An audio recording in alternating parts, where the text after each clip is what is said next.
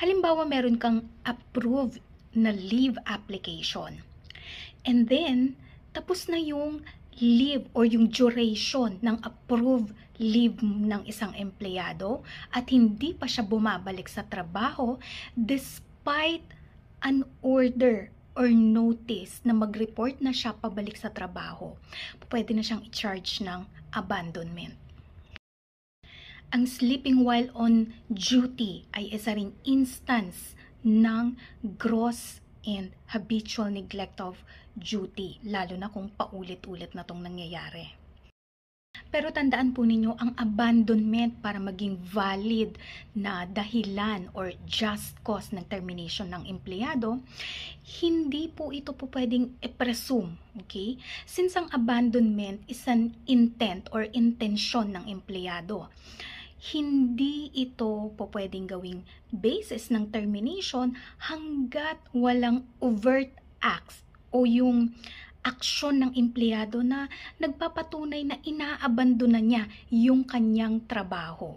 Okay. So, natapos na halimbawa yung kanyang leave of absence, yung approved leave.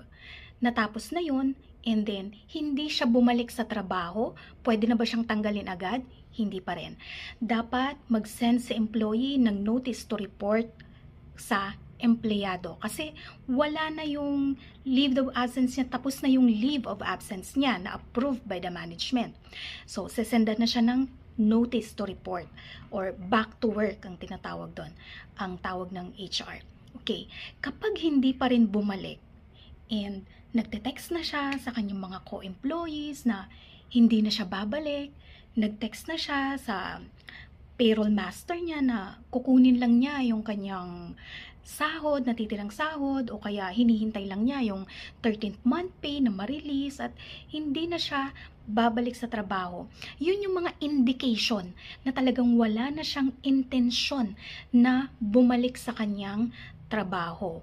By then, pwede nang masabing mayroong abandonment, lalo na kung unjustified na yung kanyang refusal na bumalik sa trabaho despite sa notice to report to work.